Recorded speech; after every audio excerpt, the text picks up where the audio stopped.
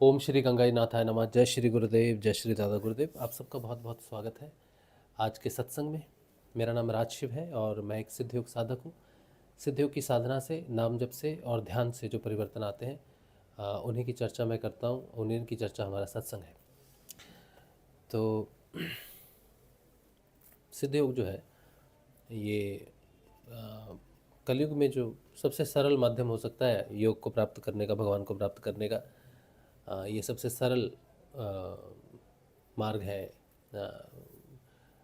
योग पथ पर चलने का। क्योंकि बाकी सब जितने भी योग हैं कई बार तो वो खंडों में होते हैं, अलग अलग। जैसे क्रिया योग अलग है, सहज योग अलग है। क्रिया योग से गुजर के व्यक्ति सहज योग में जाता है, तो कई बार गुरु को 2 बार दीक्षा देनी पड़ती है। पहले तो क्रिया योग की दीक्षा देनी पड़ती है जिससे कि कुपात्र सुपात्र हो सके, और फिर सुपात्र होने के बाद उसको ध्यान योग की दीक्षा दी जाती है ताकि वो ध्यान में प्रवेश करे, कुंडलिनी जागरण को वो के रास्ते पर वो आगे बढ़ सके। लेकिन जो सिद्ध योग है ये पूर्ण योग है, इसमें सारे योग सम्मिलित हैं और इसे आखिरी दीक्षा कहा जाता है।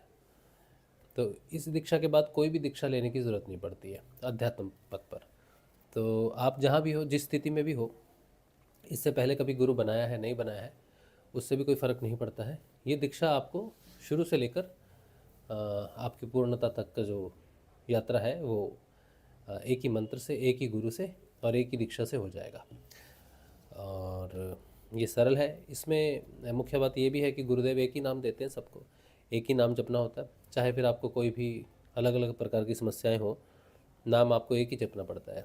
नॉर्मली आप कई संतों को सुनेंगे तो वो कहते हैं कि देखो बेटा, तुम्हें ये दिक्कत है तो ये वाला मंत्र जपो, ये करना है तो ये जपो।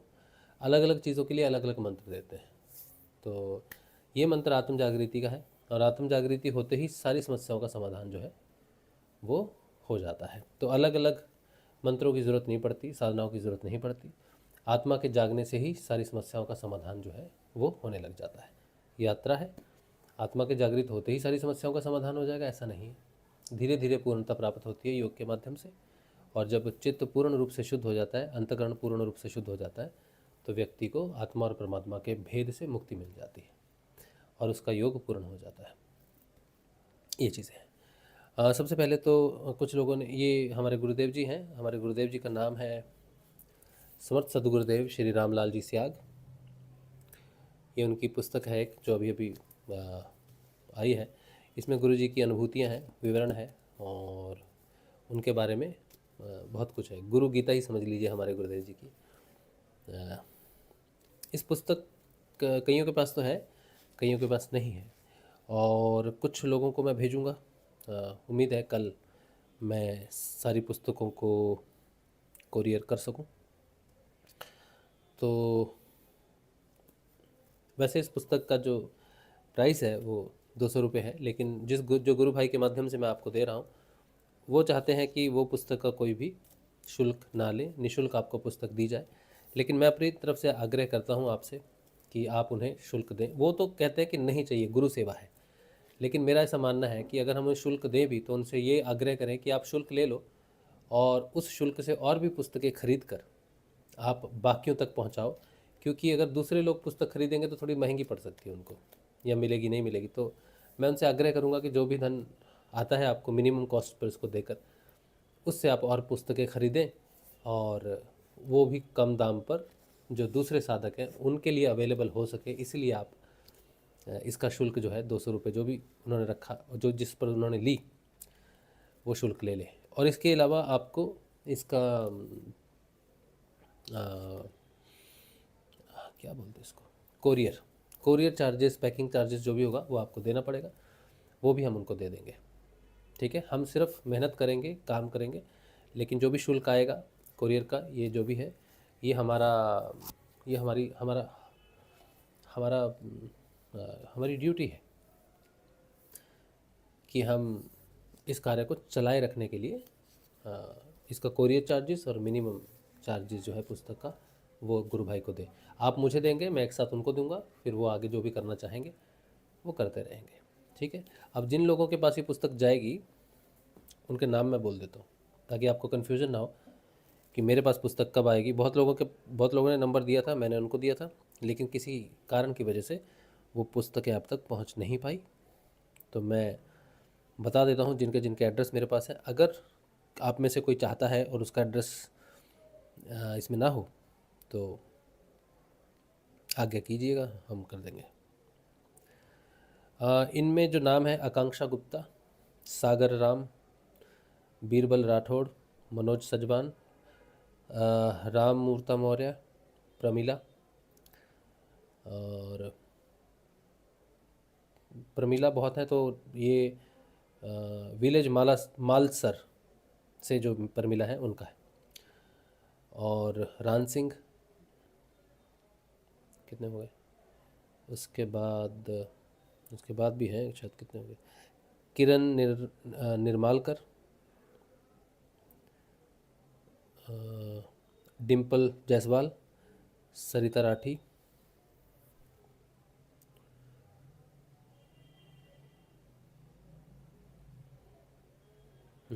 तो कितने हो गए? आकांक्षा गुप्ता 1, सागर राम, बलबीर राठौड़, मनोज सजवान, राम मूर्त मौर्य, प्रमिला, रान सिंह,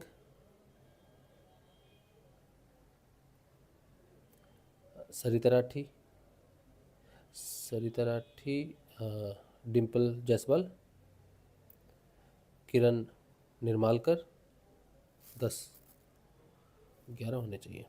तो अगर मैंने किसी का नाम नहीं लिया है तो आप मुझे अपना एड्रेस प्रॉपर लिखिए कृपा करके। एड्रेस भी ऐसे लिख के भेजते हैं जैसे शॉर्टकट में व्हाट्सएप कर रहे हैं, तो इसका ज़रा ध्यान रखिए, ठीक है? आप नहीं लिख पा रहे हैं ठीक से तो किसी से लिखवा लीजिए, लेकिन सही एड्रेस लिख कर भेजिए। ये आपकी ज़िम्मेदारी है कि सही एड्रेस आपको भेजना है। मेरे को ये 1 घंटा लगा एड्रेस को सिर्फ ठीक करके लिखने के लिए। एड्रेस कैसे लिखते हैं? पहले नाम लिखते हैं, ठीक है, फिर मकान नंबर लिखते हैं, हाउस नंबर लिखते हैं जो भी है, फिर फ्लैट नंबर लिखते हैं, फिर जो आपका बिल्डिंग का नाम है फिर वो लिखते हैं, फिर जो गली है उसका नंबर लिखते हैं, फिर जो एरिया है उसका लिखते हैं, फिर नियर बाय जो लैंडमार्क है उसका नाम लिखते हैं, फिर पिन कोड लिखते हैं, ज़िले का नाम लिखते हैं, और फिर किस शहर में आप रहते हो उस शहर का नाम लिखते हैं, और फिर नीचे अपना मोबाइल नंबर लिखते हैं। प्रॉपर लिख के भेजो ताकि समय बचे। आपने जो 1 मिनट के अंदर भेजा है वो मेरा 15 मिनट ख़राब करता है, ठीक है? तो एड्रेस भेजोगे तो ऐसा होना चाहिए चकाचक, उसको सीधा डाला, प्रिंट मारा और आ गया, हमको उसको लिखना ना पड़े दोबारा, ठीक है? चलिए, और कोई? तो ये बात का ध्यान रखना। चलिए ठीक है। और एक और गुरु भाई हैं, उनको देखो, आपने 3 पुस्तकें मांगी है, बहुत अच्छी बात है, लेकिन 3 पुस्तकों की अगर आपको ज़रूरत नहीं है, एक ही घर में रहेगी तो एक ही पुस्तक रखिए, ठीक है? ऐसा नहीं है कि हम खरीद सकते हैं 10 तो हम 10 खरीदें। एक पुस्तक अगर एक घर में रहेगी तो एक ही पुस्तक लीजिए। 3 पुस्तकें एक घर में ठीक नहीं है, दूसरों को मिलनी चाहिए क्योंकि छपाई उतनी ही है। तो वो ये गुरु भाई है नरेश कुमार, हिमाचल। आपने मुझे 3 पुस्तकें बोली हैं, लेकिन मैं चाहता हूँ कि आप 2 पुस्तकें लें। एक तो आपके घर में रहेगी और एक आप जहाँ पर नौकरी करते हो वहाँ पर ले सकते हो। अगर फिर भी एक ही चाहिए, आप ही ने पढ़नी है सिर्फ, तो आप एक लीजिए, लेकिन अगर आप एक भारत में रखना चाहते हैं और एक विदेश में रखना चाहते हैं तो 2 ले लीजिए, ठीक है? मुझे बता देना आज। तो इनका नाम है, वो मैंने बोला नहीं है, तो टोटल 11 लोग हैं नरेश को मिला के। नरेश कुमार हिमाचल, गुरु भाई को मिलाकर, जो नए नए जुड़े हैं अभी, उनको मिलाकर 11 लोग हैं। इसके अलावा किसी को चाहिए तो मुझे प्रॉपर एड्रेस भेजना। चलिए ठीक है, मैं ये रख देता हूँ। गुरु भगवान की पुस्तक से हम यहाँ पर नहीं लिखना है धर्मेंद्र भाई, आपको यहाँ पर एड्रेस नहीं लिखना है, मुझे व्हाट्सअप करना है। मेरा व्हाट्सअप नंबर है 8777211139। मुझे व्हाट्सअप करना है, ठीक है?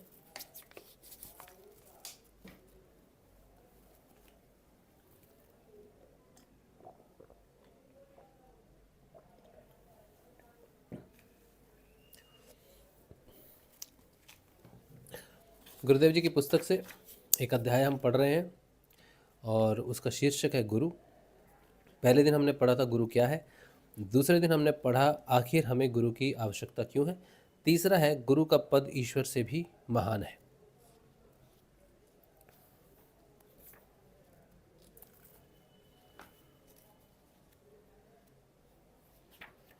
ओ हाँ, एक मिनट, एक नाम भूल गया मैं और, भालचंद्रा। एक सेकंड, भालू भाई नाम भूल गया।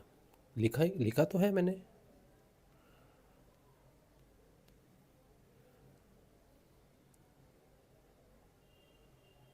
कहाँ गया?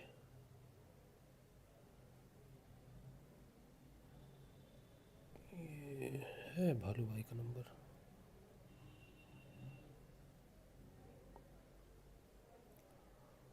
भाला भाई आपने एड्रेस ठीक करके लिखा होगा तो मैंने वैसे ही एज इट इज़ फॉरवर्ड कर दिया होगा, इसीलिए मेरे इसमें नहीं है, लेकिन मुझे याद है आपका है। मनोज ने भी अच्छा लिख के भेजा था, इसीलिए अलग लिखा हुआ है। आकांक्षा ने भी ठीक लिख के भेजा। गांव वाले व्यक्ति, मनोज ने भी ठीक लिखा था। गांव में जो लोग रहते हैं ना। कहाँ? तो है भालचंद्र आपका है, मेरे को याद है। या इस लिस्ट में नहीं है, दूसरी लिस्ट में होगा शायद। तो गांव जो है ना, गांव के नाम ऐसे ऐसे गांव में रहते हैं, समझ में नहीं आता स्पेलिंग मिस्टेक है या गांव का नाम यही हो सकता है। तो मुझे कन्फ्यूज़न रहती है, फिर मुझे इंटरनेट से सर्च करना पड़ता है कि ये गांव एग्जिस्ट करता है, अगर करता है तो कहाँ है। अब एक गांव है, अब वो उत्तर प्रदेश में है या राजस्थान में है ये पता नहीं है। मुझे कैसे पता चलेगा आपका गांव उत्तर प्रदेश में है राजस्थान में है? तो आपको लिखना पड़ेगा मैं उत्तर प्रदेश में रहता हूँ। लिटरली मुझे इंटरनेट पर लिख के ढूंढना पड़ा कि ये जो गांव है ये है कहाँ। भारत के किस हिस्से में है, समझ रहे आप? ऐसा मत करो। चलिए, अच्छे से सुंदर से सजा के भेजो, है ना। तो आज हम पढ़ेंगे कि गुरुजी की पुस्तक है ये, इसमें है गुरुजी का एक लेख है, गुरु का पद ईश्वर से भी महान है, पेज नंबर 65। ये गुरुजी ने कब लिखा? ये गुरुजी ने लिखा 19 सितंबर 1997 को जोधपुर में। क्या कहते हैं गुरुजी, क्यों गुरु ईश्वर से भी महान है?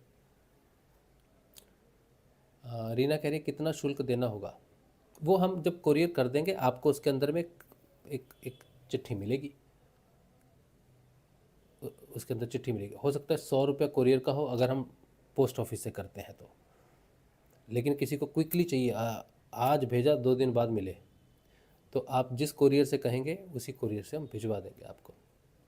नॉर्मली हम डाक से भिजवाएंगे पोस्ट ऑफिस से, जो 100 रुपये और पैकिंग वैकिंग मिला के 100, 105, 110 रुपये आएगा। और पुस्तक का शुल्क 200 रुपये है, जो उन्होंने पुस्तक 200 रुपये में छपवाई थी। तो आप अगर देना चाहें, समर्थ हैं तो दे दें, अगर मुश्किल है देने की तो मत दीजिएगा, ठीक है। उनकी तरफ से कोई, जिनकी पुस्तक है उनकी तरफ से, जिन्होंने जिन गुरु भाई ने पुस्तक विवरण के लिए दी है, वितरण के लिए दी है, उनकी तरफ से उनको कुछ नहीं चाहिए, ठीक है। हाँ, लेकिन मैं ये चाहता हूँ कि हम उन्हें दें, ये मेरी बात है।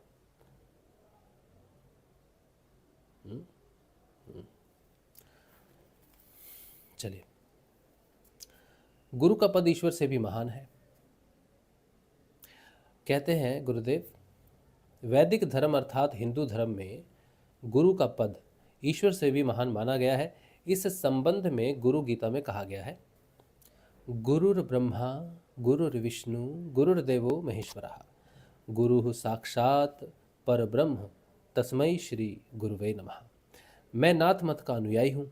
मेरे मुक्तिदाता परम श्रद्धेय सदगुरुदेव बाबा श्री गंगाई नाथ जी योगी आई पंथी नाथ थे। कलयुग में नाथ पंथ के आदि गुरु योगेंद्र श्री मत्स्येंद्र नाथ जी महाराज माने गए हैं। मैं उन्हीं के आदेश से पश्चिमी जगत में ज्ञान क्रांति का नेतृत्व करूंगा। भारत इस समय घोर तामसिकता में डूबा हुआ है। भारत के उत्थान के लिए सर्वप्रथम रजोगुण का विकास, रजोगुण के विकास की आवश्यकता है। व्यवहारिक भाषा में भारतीयों की प्रथम आवश्यकता रोटी की है। राम का स्थान द्वितीय स्थान पर है। पश्चिमी जगत भौतिक सुविधाएं भोगते भोगते बहुत ही दुखी हो चुका है। आज जितना अशांत पश्चिमी जगत है, उतना अशांत संसार का कोई देश नहीं है। आज उन्हें मात्र शांति की ही भूख बाकी बची है, और शांति केवल राम अर्थात ईश्वर तत्व ही दे सकता है, क्योंकि यह काम केवल वैदिक धर्म अर्थात हिंदू धर्म के मूलभूत सिद्धांतों के अनुसार जीवन जीने से ही संभव है। अतः मुझे कलयुग के आदि गुरु से आदेश मिला है, यानी कि श्री मत्स्येंद्रनाथ योगेंद्र श्री मत्स्येंद्रनाथ जी से भगवान श्री गुरुदेव कहते हैं, उन्हें आदेश मिला है कि मेरा कार्य विशेष रूप से पश्चिमी जगत को चेतन करने का है।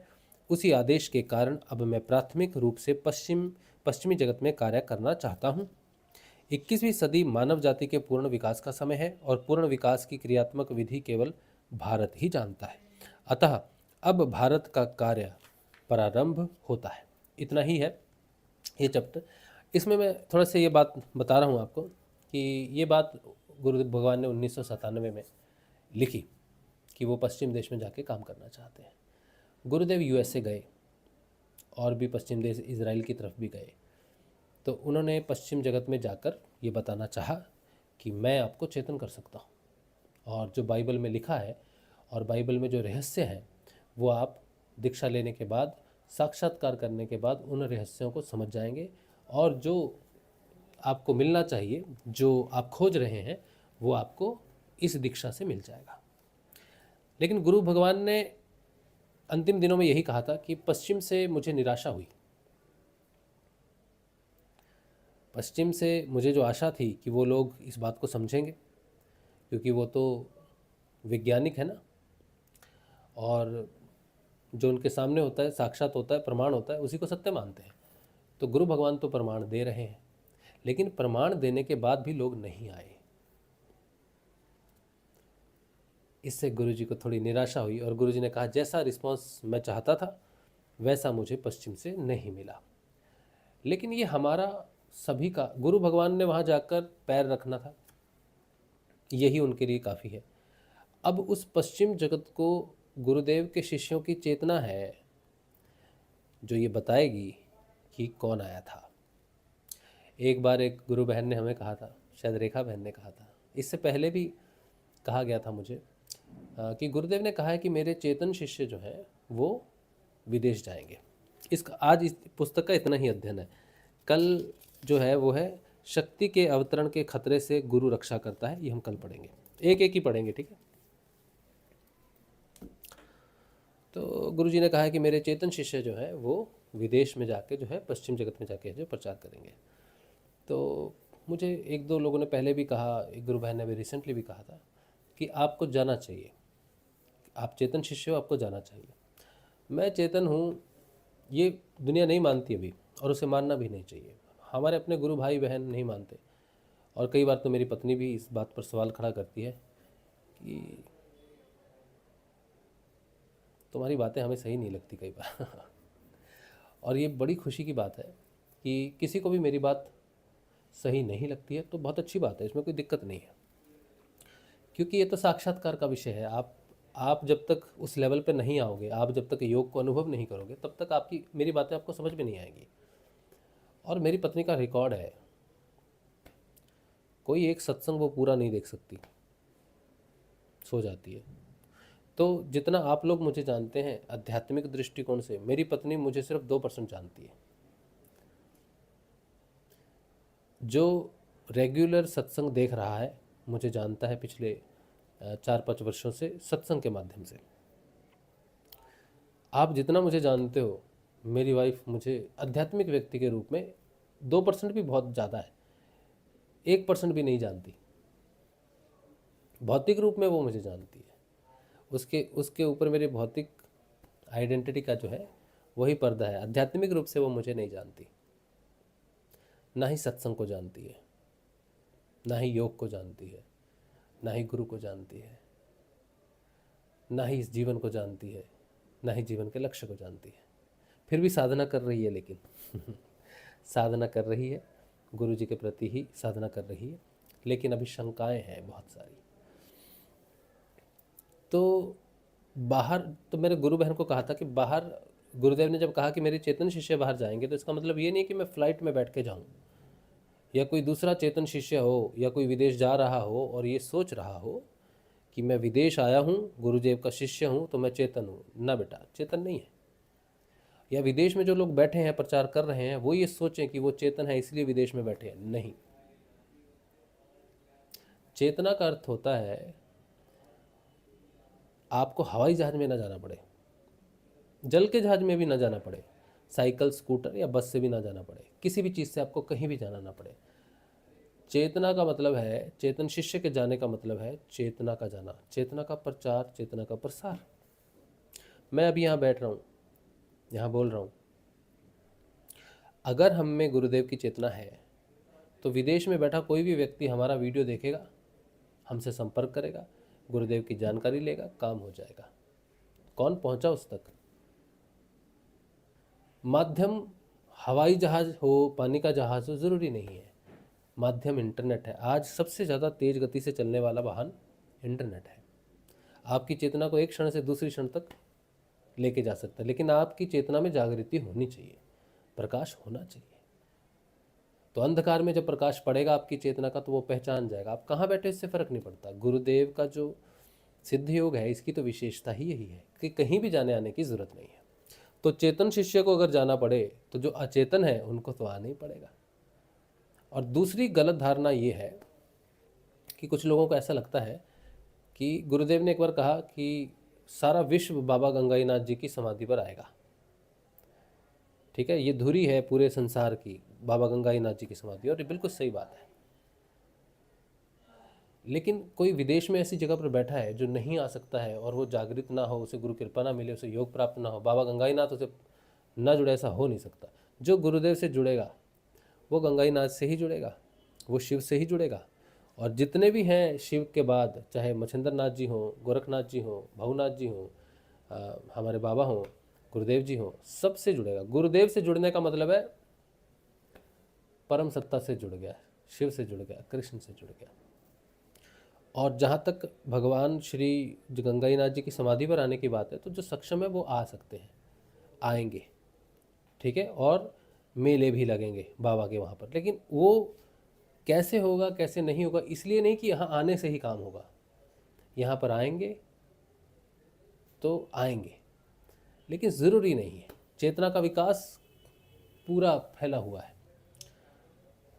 ठीक है। तो ये चीज़ें हैं। तो आप अगर सोचते हो कि आपको कोई चुनेगा कि ये व्यक्ति है इसको भेजो, कोई नहीं चुनेगा आपको। आप चेतन हो तो सही, चेतन होते ही तो आपका पहले विरोध होगा, तो आपको कोई चुनेगा नहीं, ये आशा मत रखना। गुरुदेव स्वयं भगवान है ना, चेतना प्रदान करते हैं। तो विदेश गए, भारत में रहे, मंत्रियों को अपना सारा प्रोफाइल भेजा, रिपोर्ट्स भेजी, प्रमाण भेजे, तो क्या गुरुदेव को लोगों ने एक्सेप्ट किया? नहीं किया। भारत ने नहीं किया, भारत ने बैन कर दिया, FIR कर दी। जब भगवान की चेतना का विरोध है, तो हम तुम चेतन हो जाए तो एक्सेप्टेंस होगी तुम्हारी? नहीं होगी। चेतन होने का मतलब है विरोध, क्रांति। और चेतन होना कोई खुशी की बात नहीं है, ये भौतिक जगत में बड़े दुख का कारण है। क्योंकि अभी कल सतयुग जो है ना, वो पूर्ण रूप से छाया नहीं है कि आप चेतन हो गए तो आपकी वाह वाह हो रही है, लोग हाथ पकड़ कर आपके लड्डू खिला रहे हैं, ऐसा नहीं है। आप चेतन हो गए तो लड्डू आपके मुंह से छीन लिया जाएगा, उल्टा। बदनामी अलग, चोरी का है। बदनामी अलग, चोरी का है लड्डू। तो ये बात है भैया, ठीक है। चलिए, रीना जी को पुस्तक मिल गई है, बहुत अच्छी बात है। पहला एक लॉट था, पहला एक लॉट चला गया था, वो 17 पुस्तकों का था शायद, 17 या 20 पुस्तकें थी, वो चला गया है। हाँ, एक पुस्तक शायद सविता जी को भी मिलेगी, लेकिन सविता जी को कोई वहाँ जाकर दे देगा, वृंदावन में। एक पन्ना को चाहिए होगी तो बोल देगी, एक पन्ना चाहिए होगी तो बोल देना। अच्छा, और ठीक है, ये बात है। और भी एक बात है जो हम आपसे थोड़ा बात शेयर करना चाहते हैं। तो सत्संग ग्रुप में हम लिख देंगे, क्योंकि ये प्रोग्राम तो कोई ऐसे भी लोग देखेंगे जो नए होंगे, तो इस मंच पर हम नहीं बात कर रहे, लेकिन सत्संग ग्रुप में जो है वहाँ पर हम एक सहयोग के लिए हमें थोड़ा कुछ अकस्मात ज़रूरत पड़ी है, उसके लिए हम आपको सत्संग ग्रुप में बताएंगे। जो भी सक्षम हो वो उसके लिए सहयोग करें। एक विशेष रूप से एक अकस्मात आवश्यकता है। चलिए, तो ये बात है। अब हम अध्ययन करेंगे। श्रीमद् भागवत का अध्ययन चल रहा है। आपका कोई प्रश्न हो तो आप जरूर पूछिए। कोई है इससे पहले प्रश्न है कोई?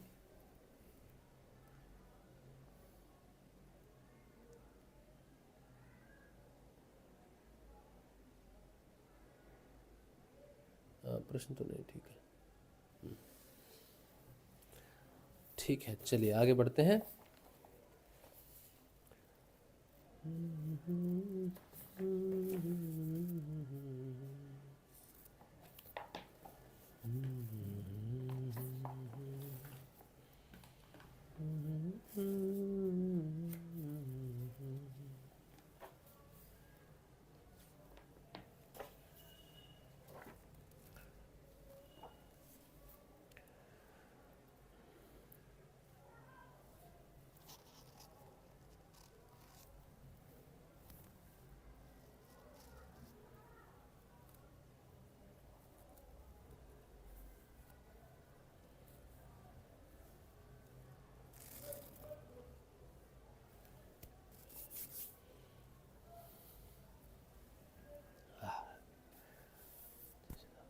ठीक है, आज हम नया अध्याय शुरू कर रहे हैं। ओम तत्सत। श्री गणेशाय नमः। श्रीमद्भागवत महापुराण नवम स्कंद, पहला अध्याय, वैवस्वत मनु के पुत्र राजा सुद्युम्न की कथा। आप सबको मेरा नमस्कार है जो आप श्रीमद्भागवत का अध्ययन सुन रहे हैं। भगवान श्री गुरुदेव को, श्रीमद्भागवत को भी हमारा प्रणाम है, और स्वयं को भी हम प्रणाम करते हैं कि हमें ये सौभाग्य मिला कि हमें श्रीमद्भागवत का योग हुआ। राजा परीक्षित ने पूछा,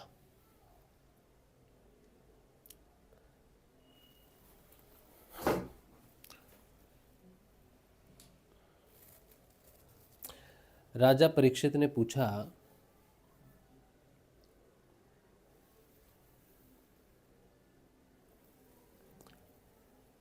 एक मिनट, मैं थोड़ा इधर खींच सकता हूँ।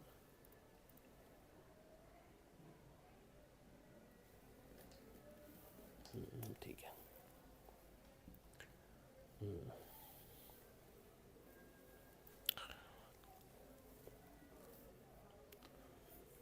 भगवान,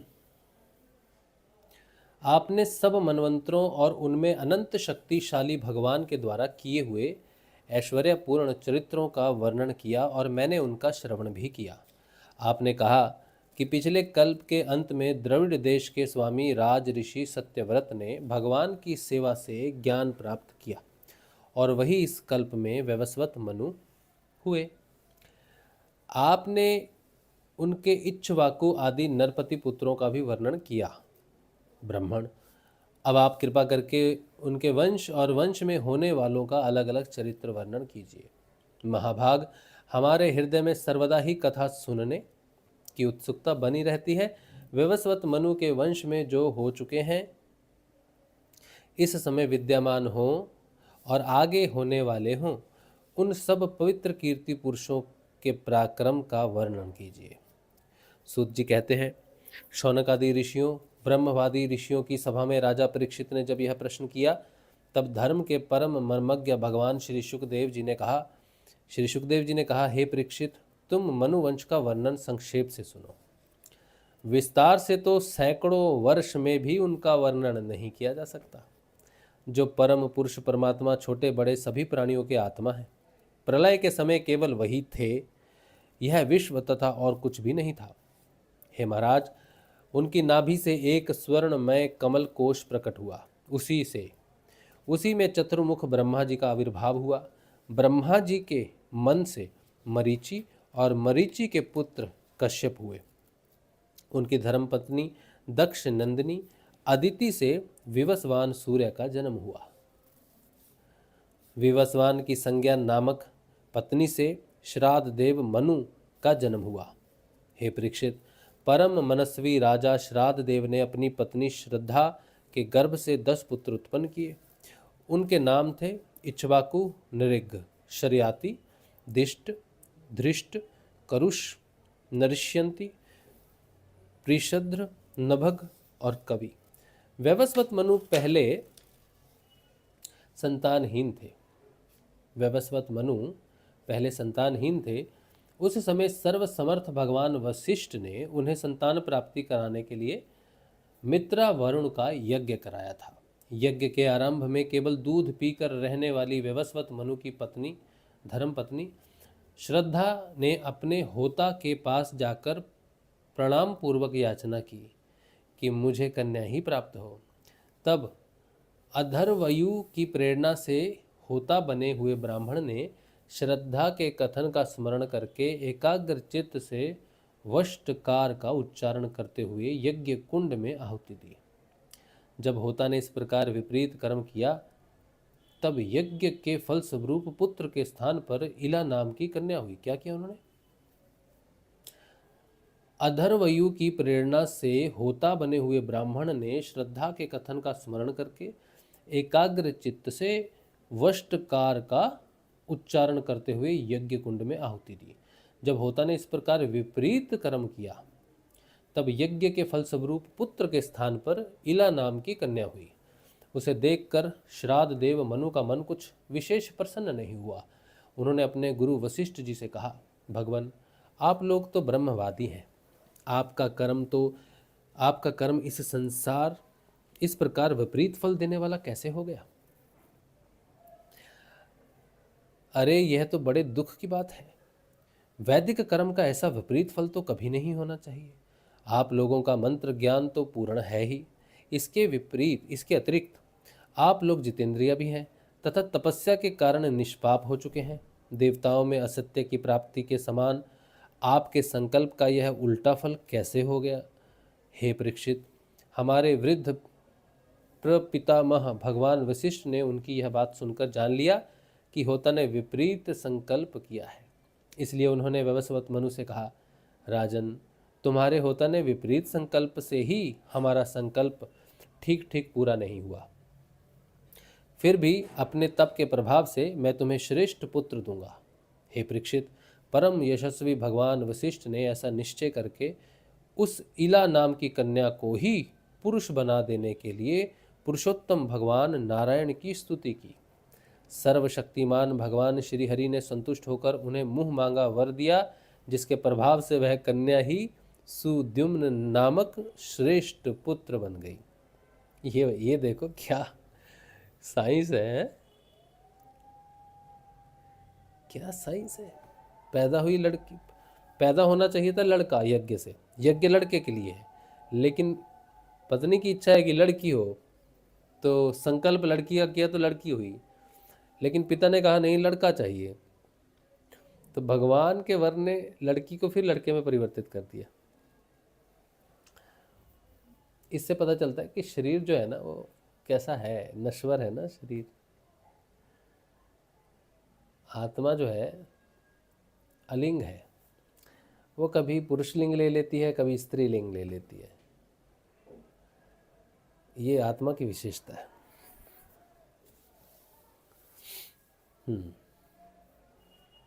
महाराज, एक बार राजा सुद्युम्न शिकार खेलने के लिए सिंधु देश के घोड़े पर सवार होकर कुछ मंत्रियों के साथ वन में गए। वीर सुद्युम्न कवच पहनकर और हाथ में सुंदर धनुष एवं अत्यंत अद्भुत बाण लेकर हरिणों का पीछा करते हुए उत्तर दिशा में बहुत आगे बढ़ गए। अंत में सुद्युम्न मेरु पर्वत की तलहटी के एक वन में चले गए। उस वन में भगवान शंकर पार्वती के साथ विहार करते रहते हैं। उसमें प्रवेश करते ही वीरवर सुद्युम्न ने देखा कि मैं स्त्री हो गया हूँ और घोड़ा घोड़ी हो गया है। हे परीक्षित, साथ ही उनके सब अनुचरों ने भी अपने को स्त्री रूप में देखा। वे सब एक दूसरे का मुंह देखने लगे। उनका चित्त बहुत उदास हो गया। राजा परीक्षित ने पूछा, भगवान, उस भूखंड में ऐसा विचित्र गुण कैसे आ गया? किसने उसे ऐसा बना दिया था? आप कृपा कर हमारे इस प्रश्न का उत्तर दीजिए, क्योंकि हमें बड़ा कौतूहल हो रहा है। श्री सुखदेव जी ने कहा, परीक्षित, एक दिन भगवान शंकर का दर्शन करने के लिए बड़े बड़े व्रतधारी ऋषि अपने तेज से दिशाओं का अंधकार मिटाते हुए उस वन में गए। उस समय अंबिका देवी वस्त्रहीन थी। ऋषियों को सहसा आया देख वे अत्यंत लज्जित हो गई। झटपट उन्होंने भगवान शंकर की गोद से उठकर वस्त्र धारण कर लिया। ऋषियों ने भी देखा कि भगवान गौरी शंकर इस समय विहार कर रहे हैं, इसलिए वहां से लौटकर वे भगवान नर नारायण के आश्रम पर चले गए। उसी समय भगवान शंकर ने अपनी प्रिय भगवती अंबिका को प्रसन्न करने के लिए कहा कि मेरे सिवा जो भी पुरुष इस स्थान में प्रवेश करेगा वही स्त्री हो जाएगा। हे परीक्षित, तभी से पुरुष उस स्थान में प्रवेश नहीं करते। अब सुद्युम्न स्त्री हो गए थे, इसलिए वे अपने स्त्री बने हुए अनुचरों के साथ एक वन से दूसरे वन में विचरने लगे। उसी समय शक्तिशाली बुद्ध ने देखा कि मेरे आश्रम के पास ही बहुत सी स्त्रियों से घिरी हुई एक सुंदर स्त्री भी विचर रही है। उन्होंने इच्छा की कि यह मुझे प्राप्त हो जाए। उस सुंदरी स्त्री ने भी चंद्र कुमार बुद्ध को पति बनाना चाहा। इस पर बुद्ध ने उसके गर्भ से पुरुरवा नाम का पुत्र उत्पन्न किया। इस प्रकार मनुपुत्र राजा सुद्युम्न स्त्री हो गए। ऐसा सुनते हैं कि उन्होंने उस अवस्था में अपने कुल पुरोहित वशिष्ठ जी का स्मरण किया। सुद्युम्न की यह दशा देखकर वशिष्ठ जी के हृदय में कृपावश अत्यंत पीड़ा हुई। उन्होंने सुद्युम्न को पुनः पुरुष बना देने के लिए भगवान शंकर की आराधना की। भगवान शंकर वशिष्ठ जी पर प्रसन्न हुए। हे परीक्षित, उन्होंने उनकी अभिलाषा पूर्ण करने के लिए अपनी वाणी को सत्य रखते हुए यह बात कही। उन्होंने कहा, वशिष्ठ, तुम्हारा यह यजमान 1 महीने तक पुरुष रहेगा और 1 महीने तक स्त्री। इस व्यवस्था से सुद्युम्न इच्छा अनुसार पृथ्वी का पालन करे। इस प्रकार वशिष्ठ जी के अनुग्रह से व्यवस्था पूर्वक अभीष्ट पुरुषत्व लाभ करके सुद्युम्न पृथ्वी का पालन करने लगे, परंतु प्रजा उनका अभिनंदन नहीं करती थी। उनके 3 पुत्र हुए, उत्कल, गय और विमल। हे परीक्षित, वे सब दक्षिणापथ के राजा हुए। बहुत दिनों के बाद वृद्धावस्था आने पर प्रतिष्ठान नगरी के अधिपति सुद्युम्न ने अपने पुत्र पुरुरवा को राज्य दे दिया और स्वयं तपस्या करने के लिए वन की यात्रा की। देखो, सुद्युम्न कितने बड़े राजा हैं, लेकिन जीवन कितना कष्टकारी है उनका। आजकल तो लोग अपनी इच्छा से पुरुष स्त्री हो रहा है, स्त्री पुरुष हो रही है, लेकिन उनकी तो कोई इच्छा ही नहीं है। कभी माता उनको स्त्री बना रही है, कभी पिता उनको पुरुष बना रहा है, फिर वो फिर से स्त्री बन गए, फिर से पुरुष बन गए, और लोग उनका सम्मान भी नहीं करते हैं। राजा होने के बाद भी उनको वो सम्मान नहीं मिला। तो जीवन बड़ा कष्टकारी है, किसी का भी हो। इसके बाद दूसरा अध्याय है प्रिशद्र आदि मनु के 5 पुत्रों का वंश। हम कल पढ़ेंगे, ठीक है? थोड़ा थोड़ा पढ़ेंगे, आज इतना ही पढ़ेंगे। हाँ, कोई प्रश्न नहीं है आपका? तो आज सत्संग छोटा रखते हैं, है ना? और कल मिलेंगे, कल के ध्यान में और कल के सत्संग में, ठीक है? चलिए, जय श्री गुरुदेव, जय श्री दादा गुरुदेव।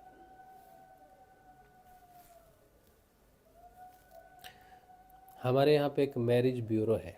मैरिज ब्यूरो नहीं है, मैरिज हॉल है। उस मैरिज हॉल में अभी सर्दियों के समय चल रहा है ना, तो शादियां हो रही हैं। तो आपको शहनाई, ये उल्लू की आवाज़ जो सुनाई दे रही है, शुभ मुहूर्त में उल्लू की आवाज़ माँ लक्ष्मी के आवाहन को करने के लिए होता है, तो इसलिए आपको ऐसी आवाज़ सुनाई दे रही होगी। और कुछ दिन तो आपको संगीत भी सुनाई देगा अगर हम थोड़ा जल्दी सत्संग करेंगे। तो यहाँ लोग खाने पीने, शादी, उत्सव मनाने आते हैं। पास में ये बिल्कुल, ये खिड़की खोलेंगे तो बहुत स्पष्ट आवाज़ आएगी। चलिए ठीक है,